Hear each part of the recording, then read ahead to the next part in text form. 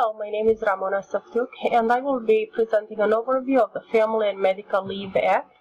We will talk about the major FMLA provisions, talk about the exceptions, implications of non-compliance, effects of other state and federal regulations, and a couple of cases. The FMLA Medical Act was passed in 1993, and the goal was so that employees should not choose between the job that they need and a family that they love. So the OL came up with the provisions of 12 weeks of unpaid leave within a 12 that would be 26 weeks for military caregivers. Will be providing continuation of benefits during this time and a restatement to the same position or equivalent position at the end of the leave. As far as the reasons for leave needed will be for a birth of a child, or for adoption or foster care, the care for a spouse or a daughter or a parent that has a serious medical condition, or for their own serious medical condition. There is also a provision for family medical leave along with a public agency and school. Under the Act, the covered employers are the private sector employers with 50 or more employees, public agencies, and public and private elementary and secondary schools. As you can see in the chart, there are 56% of times that 25% care for a family member care, not 19% for mail bonding, and less than 1% for military leave. The covered employees, which we'll be taking a look next, provides the employees that are working for a covered employer. They have worked at least 12 months and 1,250 hours of service during this 12 months. They don't have to be consecutives, and they have to be employed at a work site within 50 employees within 50 employees within a 50-mile radius. There is actually one exception, and that is the exception for key employee or executive officers, and they are calculated if they have earnings are within 10% of the company's pays, and this is only going to be determined at the time of the leave is requested. The only exception here is for the reinstatement of their job only if the company finds that they can bring them back. So how does the process work? Well, there is going to have to be from the individual that needs the leave. Then the organization is going to determine their eligibility, and they will request any medical certification that is needed to determine if they will be covered or not. Then the leave is designated either as continuous leave or intermittent leave. And depending on the situation, both employees and the employer have to stay in contact throughout this leave, and ensuring that the employee will be coming back on time to work as scheduled, or if there's going to be any delays. There's going to be a medical release or certificate for duty, fitness for duty called before the actual employee will come to work. So let's take a look at the employer responsibilities, and that includes that they have to post a notice in a workplace if they are required by the law, if they're covered by this law, provide the employee notice, maintain group health insurance benefits for an employee while on a leave, restore the employee to the same or an equivalent position, and maintain records. Now, there are some prohibited actions that an employer may not do, and that is interfere or restrain on employees' FMLA rights if they are eligible for it, discriminate or retaliate against the employee for exercising their rights, discharge or in any way discriminate or take any sort of action against them because they were involved with the FMLA. Or they may not use the taking of FMLA leave as a negative factor in employment actions. So what are the implications of if the employer chooses not to comply? So there will be recuperation of compensation and any benefits lost, appropriate, equitable, and other relief such as employment or reinstatement and a promotion. Any other relief tailored to be harmed suffered, and also emotional distress and punitive damages. However, These are only covered if the state covers them. It's not something the FMLA Act will provide. There's going to be attorney's fees and costs, and other actual monetary losses such as liquidated damages. Liquidated damages are actually an amount of money that will be automatically awarded unless the employer can show that it acted in good faith. For example, if the employer shows that made a simple mistake when denying the benefits, then this will not going to be awarded.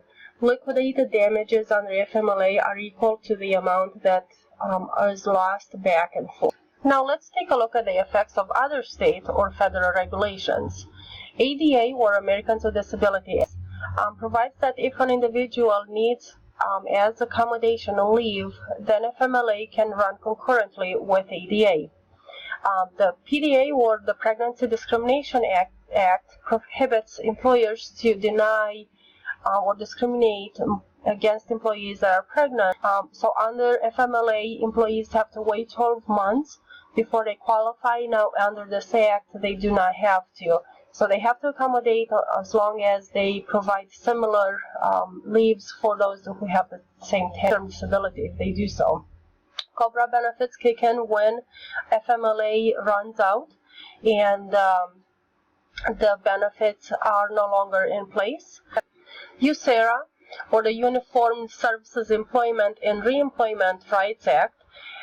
Under this act, the months and hours the returning service member would have worked during the USERRA covered absence must be combined with the service months employed and the hours actually worked to determine FMLA eligibility. The next one is HIPAA, or is the Privacy Act, which prohibits employers to release medical information without employees' permission. Workers' compensation is providing care for individuals that have got hurt or injured on a job, and HIPAA, FMLA actually runs concurrent with workers' comp. And actually, if there's any overtime that was mandatory, but because of the restrictions with the workers' comp, the worker cannot work on the whole shift, then those hours can be counted against FMLA. If there is a state FMLA laws or employers' policies that broaden and enhance the provisions from the federal level, then that is fine, and most states do have their own FMLA, and also employers have their own policies too. So if it is believed that FMLA rights have been violated, then employees may file a complaint with the Wage and Hour Division, or they can also file a private lawsuit. Now, action must be taken within 2 years after the last action the employee contends was a victim of the act violation, or if there is a willful violation, then there is going to be a 3-year provision. So let's take a look at a couple of cases, and we'll start with Grace Body versus the Center of Human Development, Inc. in Caddy, Pennington. So Grace was hospitalized in April of 2013, and she was there for about 10 days, and when she could not connect with her employer, she had her son connect with the Center of Human Development. At the request of the employer, the son has provided certification that she was indeed in a hospital. However, when she got out and went back to work, she found out that she was actually terminated. She filed a lawsuit, and it was found that the employer actually had a policy in place that requires all employees to report personally any work that they couldn't or any shift that they couldn't work. Now, it was found in this case that because the employee's son was actually the spokesperson of it, and that means that the employer was put on notice. And it was found that there was no interference claim as was brought forward, and then a jury awarded Grace with $150,000 back pay and benefits times 2, and that is because It was found that this was a willful violation of the Act, and attorney's fees were also refunded. Let's take a look at another case, and this was between Michelle Jackson and BNSF Railroad Company. Michelle was promoted as a market manager in a position late in 2015, and within 6 months she realized that she was too deep over her head. She was not able to perform her duties, and the management then issued a PIP, or a performance improvement plan. About a month later, she got sick, had a panic attack, and had continued missing work, and after that she was approved for FMLA by her company. However, within a week, she was seen attending a Beyonce concert in one of the luxury suites that the company held with the arena that she was playing at. The employer then made efforts to connect with Michelle and find out why did she think was okay to attend a concert, but then she couldn't come into work and actually work. She had denied. There was no answer for a couple of days, and then when she finally replied, she said that her doctor had not released her back to work yet, but when she is released, then she will be happy to sit down and discuss her matter. The employer has requested that she will come into work anyway for a meeting and discuss the matter. There was no reply, and at that point the company terminated her employment with them. Michelle went ahead and filed a lawsuit, and she claimed 3 different claims: that there was interference with her rights, that the employer retaliated, and that they interfered with her disability. So when the courts look at this case, it was found that because there was reasonable suspicion of her committing fraud, there was no interference with the claim. The employer had found out in good faith that she was in fact not truthful with her leave and about her actual condition. In addition, because they did the best that they could as far as the employer goes, there was found that there was no retaliation, there was no disability claim in place, so there was no winning situation. Now, in conclusion, I do want to say that communication is key. As we can see from these 2 cases, it is very important that communication lines are continuously open during one's leave.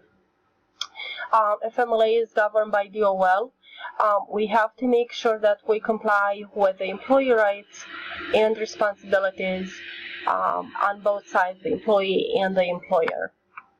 You will see any additional information you may be interested in on the Wage and Hour Division of the DOL website. You can also call their number or visit the center. And also in conclusion, here is my references that I've utilized to putting this presentation together. Thank you and have a great day.